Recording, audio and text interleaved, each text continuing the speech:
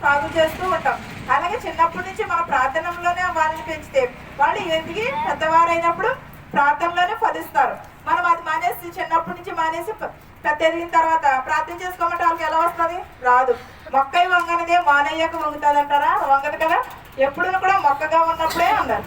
లోకాసు వార్త 7:47. దేవుని విస్తారంగా ప్రేమిస్తే మన విస్తార పాపములు క్షమింపబడతాయి అన్నాడు. ఎలా అండి? దేవుని విస్తారంగా ప్రేమిస్తే మన పాపములు కూడా విస్తారముగానే క్షమింపబడతాయి అని చెప్పుచున్నాడు. అంటే మనం పాపం చేసినట్ట పాపం చేయలేనట్ట? పాపం చేసిన వారమే. ప్రతి ఒక్కరూ మన పుట్టుక కూడా ఒక పాపమే. మన చూపు ఒక పాపము, మన నడవడిక ఒక పాపము. ప్రతిదీ కూడా పాపముతోటే మునిగి ఉన్నది. యేసుక్రీస్తు వారైతే పరిశుద్ధాత్మ ద్వారాగానే జన్మింపబడ్డారు. ఆయన పుట్టుకలో పాపం లేదు, ఆయన నడవడికలో కూడా పాపం. మనం కూడా అలాగే జీవించాలి. అంత కాకపోయినా ఆవగింజంత విశ్వాసమునైనా సరే మనము కలిగి ఉండాలి. అది మానేసి ఏం చేస్తాం? నేను పుట్టమే పాపంలో పుట్టాను కదా, అంతేగాని నేను పాపం చేయకుండా ఎలా ఉంటాను? పాపం చేసి ప్రతి ఒక్కరు కూడా మారు మనసు పొందుతారు. కానీ పశ్చాత్తాప పడాలి. దేవుని ఎదుట మనము ఒప్పుకోవాలి. మనుషుల ఎదుట కాకపోయినా దేవునికి సాటు మరుగు అంటేది కూడా ఏది కూడా లేదు. ప్రతి ఒక్కటి కూడా దేవునికి తెలుసు.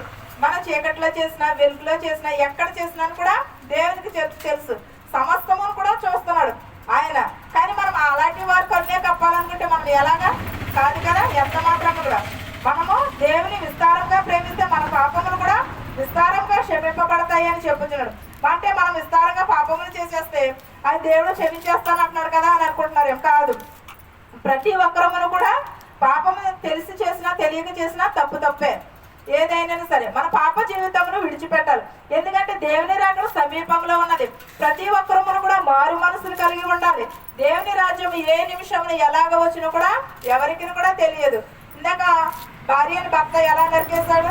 దేవుని రాకడికి ఇవే సూచనలు. ఏవో కాదు, ఎక్కడో కాదు, ఇక్కడ మన మధ్య జరుగుతాయి. కానీ మనం చూసి చూడనట్టు అవి వదిలేస్తూ ఉంటాము. కానీ ఎప్పుడు కూడా అవి ఊరికినేరా. రేపు వాళ్ళ ఇంట్లో జరిగింది, రేపు మన ఇంట్లో జరగచ్చు. ఏమో రేపు పొద్దున మన పక్కింట్లో జరగచ్చు. కానీ దేవుని రాకడ సమీపంలో ఉన్నది కాబట్టి ఇలాంటి సూచక క్రియలే జరుగుతూ ఉంటాయి. వాళ్ళు ఎక్కడో జరిగింది, ఆ ఊర్లో జరిగింది, ఈ ఊర్లో జరిగింది అని అనుకుంటూ ఉంటాం. కానీ కాదు. నిజానికైతే ఒక్కసారి దేవుడు అందరినీ నాశనం చేస్తానని చెప్పలేక ఒక క్రమంగా ఒక పద్ధతిగా నాశనం చేస్తాం. ఇశ్రాయేలు జనానికి ఎలాగ 10 తెగుళ్ళు ఇచ్చాడు. 10 తెగుళ్ళు ఎందుకని ఇచ్చాడు దేవుడు? ఒకసారి నాశనం చేయాలంటే వాళ్ళు నాశనం చేయలేదా?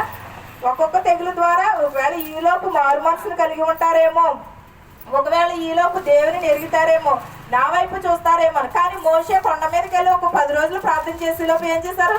వాళ్ళ దగ్గర ఉన్న బంగారం అంతా కూడా తీసి ఒక గాడిదని చేసుకుని దానికి పూజలు చేశారు. కానీ నిజమైన రక్షకుడు యేసుక్రీస్తు అని ఎరిగారు వాళ్ళ?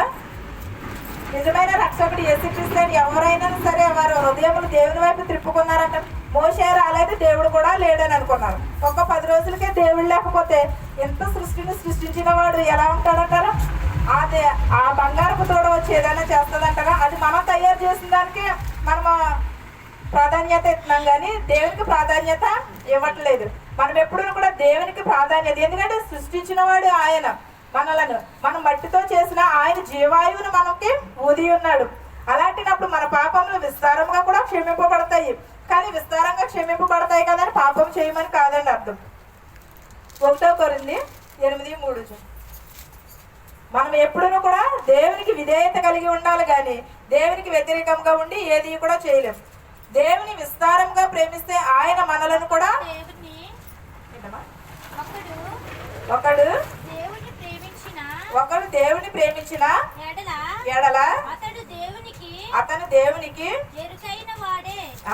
ఏంటదండి? ఒకడు దేవుని ప్రేమిస్తే దేవునికి ఎరుకైన వాడే. అంటే ఎరిగిన వాడు దేవునికి దగ్గరగా ఉన్నాడని. అంతేగాని మన బిడ్డలు మనం ప్రేమిస్తాం. ఒక బిడ్డను ప్రేమించి ఒక బిడ్డను ప్రేమించకపోతే ఏమంటాడు? ఆడంటేనే ఇష్టం నాకు, నీకు నేనంటే నీకు ఇష్టం ఉండదు అని అంటారు. కానీ అలా ఉండకూడదు కదా. మనం సమానంగా ప్రేమించాలి. మన బిడ్డలను కానీ ఎవరిని కానీ కూడా మనం సమానంగా ప్రేమించకపోతే మనల్ని కూడా ఏమంటారు? మన దేవుడైనా సరే వాళ్ళ చూడు దేవుడు అంత ఆశీర్వదించాడు, నేనే పాపం చేశాను, దేవుడు నన్ను ఆశీర్వదించలేదు అని అనుకుంటాం. కానీ మనలో లోపాలను మనము సరి చేసుకోము. మన లోపములు కానీ మన తప్పులను కానీ మనము ఒప్పుకోము. ఏంటంటే దేవుడు అంటే మన